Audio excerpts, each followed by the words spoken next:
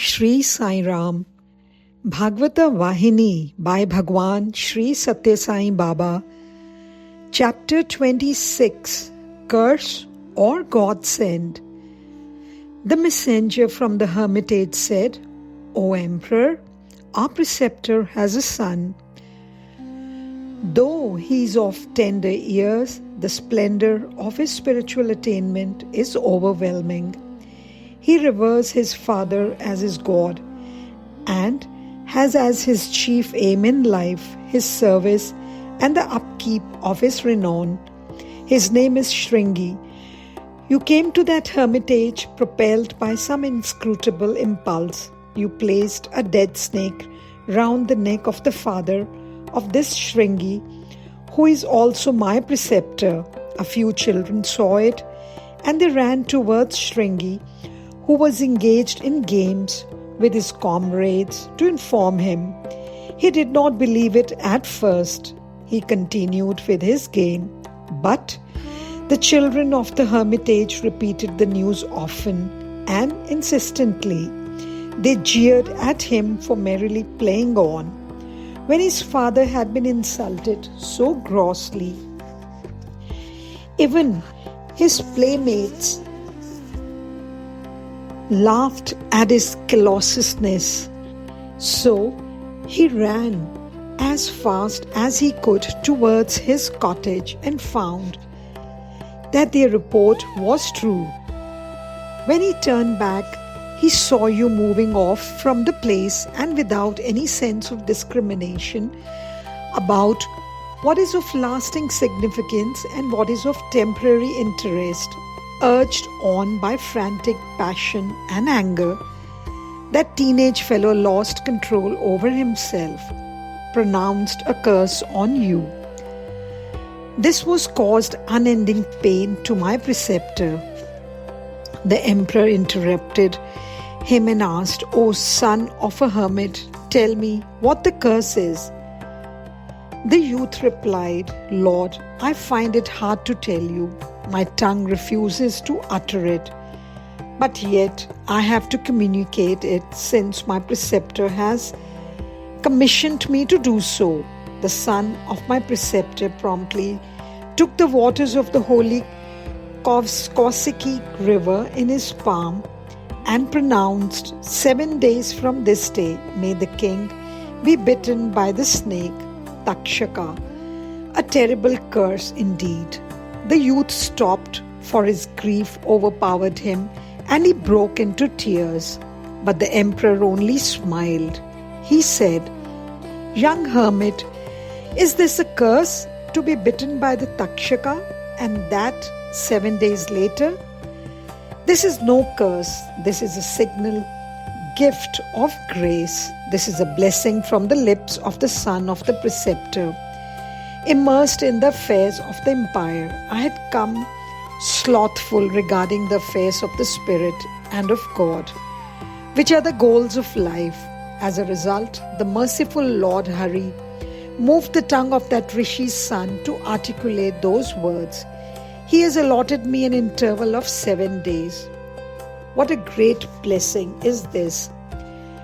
It must be divine will that I should spend every moment of these 7 days in the contemplation of God. From this very second, I shall dedicate both time and thought without intermission at the feet of the Lord. Young friend, what more did your preceptor command you to inform me? Tell me soon. My heart is yearning to hear it. The young messenger continued, My preceptor felt that this curse amounted to unpardonable treason for you are well established in Dharma, and you are a great devotee of the Lord. So he sought for long to discover some means by which the consequences of the curse could be avoided. However, he came to know through his yogic skill that you are destined to give up your life as a result of snake bite, and destined also to reach the seat of the Lord on death. He felt that this was an end which was worthwhile, and that it was sinful to obstruct such a glorious consummation. So he sends you through me his blessings that you may reach the presence of God. I have now finished my mission. I can leave as soon as you permit me. Parikshit prostrated before the young disciple and prayed that his reverential gratitude may be communicated to that great saint Samika and his son. At this, he left, and reaching the hermitage, he informed the hermit all that transpired at the capital. Meanwhile, the emperor proceeded in great joy to the inner apartments, and standing before the entrance of the Zanana, he asked that his son Janmejaya be brought to him. Hearing the call, the son wondered why he was summoned so suddenly, and he ran towards the father. Parikshit got an old Brahmin into his room, and placing on the son's head his own crown, lying on the cot, he walked barefoot with just the clothes he had on at the moment towards the Ganga, entrusting the new king to the old priest. Within minutes, the news spread all over the place and all through the city. Groups of men and women, Brahmins and ministers hurried behind the king and remonstrated piteously. But it was all in vain. They wept aloud. They fell at his feet. They rolled along the road across his path. The king did not notice anything. He vouchsafed no reply. He moved on with the name of the Lord in his mind and with the goal of realization in his thought. He was fast moving towards the bank of the holy Ganga, finding that the king had left alone and unattended to the river the royal elephant, the royal horse. The palanquin were taken in a line behind him, so that he may ascend any one of them as was his wont. But the king did not pay any attention to the importunities. The people were amazed to see their ruler discard food and drink. He was engaged without a moment, without a break, in the recitation of the name of the Lord. Since one knew the reasons for his sudden resolution to renounce, all sorts of rumors got afloat based on the imaginative faculty of each individual. But some people investigated the antecedents of the event of renunciation and discovered that the disciple of a hermit had come with some important news. And following that cue, it was known that the king had only 7 days more to live. The people gathered on the bank of the river and sat sunk in grief around the king, praying for his safety. The tragic news spread so fast that it reached even the forest. The ascetics and the sadhakas, the sages and saints, they too trekked along the bank of Ganga with water pots in their hands. The whole place put on the appearance of a huge festival. The place resounded to the chanting of the pranava, the recitation of Vedic hymns, and the singing in the chorus of the glory of the Lord. Some groups were roundly scolding the son of Samika, who was the cause of all the tragedy. Thus, in a short time, the bank was filled with human heads, so that not a grain of sand could be seen.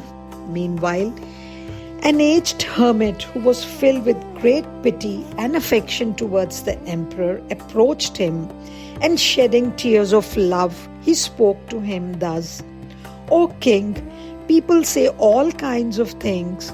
There are many versions going round from mouth to mouth. I have come to you to find out the truth. I can walk only with great difficulty. I love you so much that I cannot bear to hear all that people say about you. What exactly did happen? What is the reason for this sudden act of sacrifice?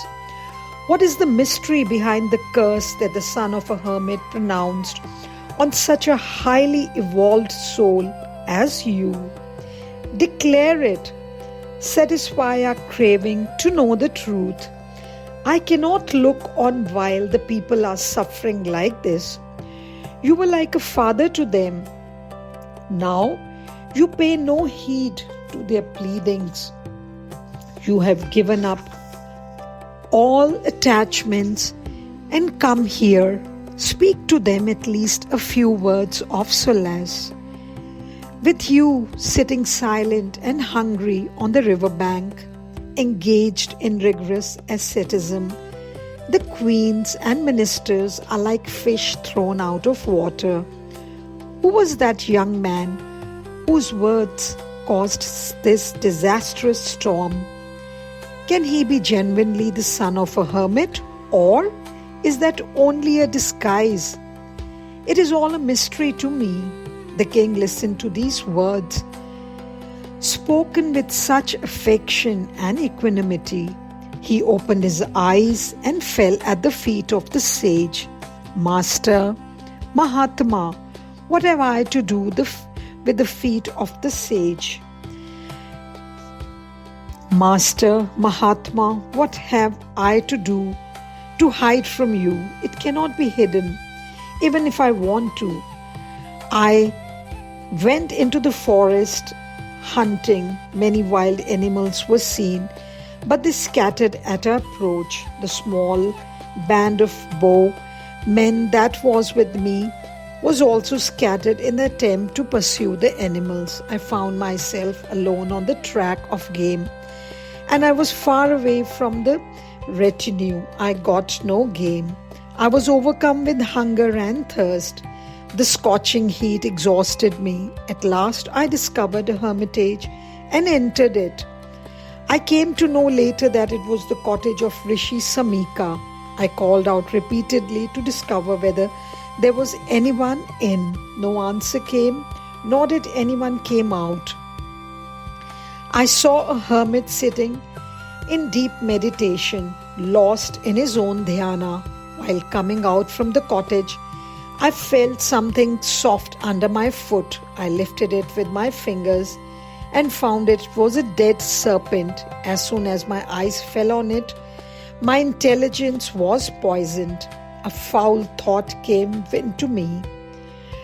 I placed it round the neck of that hermit engaged in dhyana. This was somehow cognized by the son of that hermit. He could not bear the ignominy. He cursed, "May this snake round the neck of my father take the form of Takshaka and end the life of the man who insulted my father thus on the 7th day from today."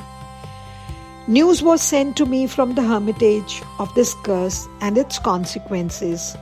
I am conscious of the sin I have committed. I feel that a king capable of this sin has no place in the kingdom.